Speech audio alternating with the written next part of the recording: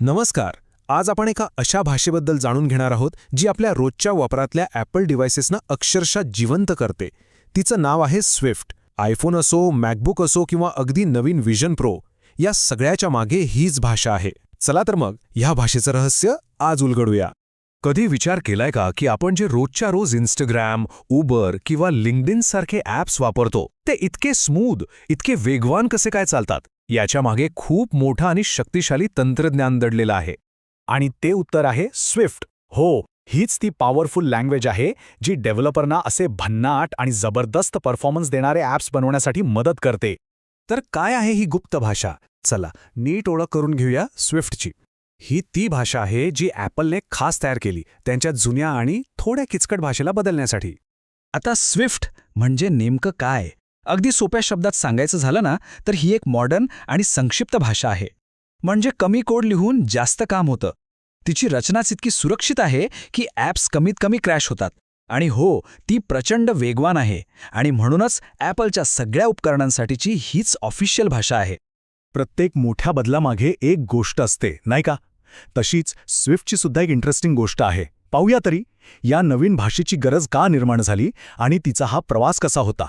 बघा, स्विफ्ट येण्याआधी Apple developers objective C नावाची भाषा वापरायचे. ती थोडी जुनी होती, खूप गुंतागुंतीची होती आणि त्यात चुका होण्याची शक्यताही जास्त होती. या सगळ्यावर एक जबरदस्त उपाय म्हणून स्विफ्टचा जन्म झाला. ही एक अशी आधुनिक, सोपी आणि सुरक्षित भाषा होती जिने डेव्हलपमेंट करण्याचा अनुभवच बदलून टाकला. आणि हा बदल काही एका रात्रीत झालेला नाहीये. स्विफ्टचा प्रवास 2010 मध्ये एका छोट्या प्रोजेक्टने सुरू झाला.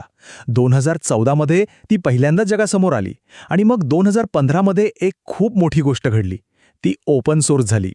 याचा अर्थ आता कोणीही या भाषेचा वापर करू शकतं आणि तिच्या विकासात मदतही करू शकतं. आणि आज स्विफ्ट 6.2 सह तिचा विकास आणि विस्तार अजूनही त्याच वेगाने सुरू आहे. पण असं काय आहे या स्विफ्टमध्ये की ती डेव्हलपर्समध्ये इतकी लोकप्रिय झाली? तिची खरी ताकद कशात आहे? चला तिची काही मुख्य वैशिष्ट्ये जाणून घेऊया. स्विफ्टची सगळ्यात मोठी ताकद म्हणजे तिचं सुरक्षित डिझाईन. आता याचा अर्थ काय? म्हणजे ही भाषाच अशी बनवली आहे की ती डेव्हलपर्सना सामान्य चुका करण्यापासून थांबवते.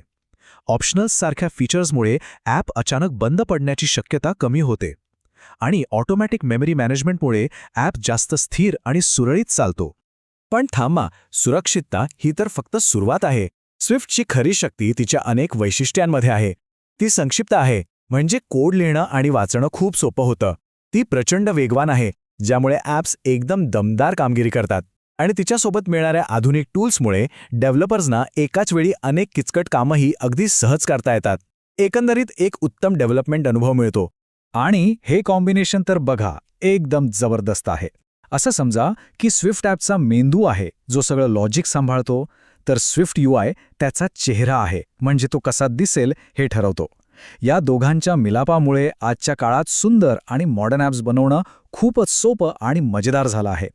तर मग ही शक्तिशाली भाषा प्रत्यक्षात वापरली तरी कुठे जाते? चला पाहूया. स्विफ्टचं साम्राज्य ॲपलच्या पलीकडे कुठे कुठे पसरलं आहे. साहजिकच स्विफ्टचा सर्वात जास्त म्हणजे जवळपास 60% वापर ॲपलच्या उत्पादनासाठीच होतो. पण तिची वाढ तिथेच थांबलेली नाही. आता सर्व्हर, मशीन लर्निंग आणि इतर अनेक क्षेत्रांमध्येही स्विफ्ट वेगाने आपलं स्थान निर्माण करत आहे. याचं सगळ्यात उत्तम उदाहरण म्हणजे ॲपलचे स्वतःचे ॲप्स जसे की ॲपल म्युझिक आणि फोटोज, जे पूर्णपणे स्विफ्टमध्ये बनलेले आहेत. पण आता हे विश्व खूप विस्तारलं आहे. सर्व्हरवर चालणाऱ्या सिस्टमपासून ते मशीन लर्निंगच्या मोठ्या प्रकल्पांपर्यंत आणि अलानो फायर सारख्या लोकप्रिय ओपन सोर्स साधनांपर्यंत सगळीकडे स्विफ्टचा प्रभाव स्पष्ट दिसतो. आपण स्विफ्टचा जन्म, तिचा प्रवास आणि तिची ताकद हे सगळं पाहिलं. पण या सगळ्याचा भविष्यासाठी काय अर्थ आहे आणि तंत्रज्ञानाच्या जगात पुढचं पाऊल काय असू शकतं? हे एक वाक्य स्विफ्टचं महत्त्व अगदी अचूकपणे सांगतं. ती फक्त कोड लिहिण्याचं एक साधन नाहीये, तर ॲपलच्या संपूर्ण डेव्हलपमेंट जगाचा केंद्रबिंदू, त्याचा आत्मा आहे. याचा अर्थ अगदी स्पष्ट आहे. जर ॲपल प्लॅटफॉर्मसाठी उत्तम ॲप्स बनवायचे असतील तर स्विफ्ट UI आणि Xcode ही 3 साधने शिकणं भविष्यासाठी खूप महत्त्वाचं आहे. हीच यशाची गुरुकिल्ली आहे असं म्हटलं तरी चालेल. आता जेव्हा या शक्तिशाली भाषेबद्दल एवढी माहिती मिळाली आहे तेव्हा थोडा विचार करा, मनात अशी कोणती कल्पना आहे जिला एका ॲपचं रूप देता येईल, कारण स्विफ्टमुळे हे स्वप्न प्रत्यक्षात आणणं शक्य आहे.